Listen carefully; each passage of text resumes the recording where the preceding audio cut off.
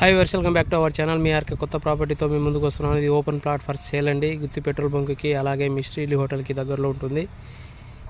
ఇది open plot అండి. ఇది కార్నర్ ప్లాటు. ఇది ఉత్తరము తూర్పు.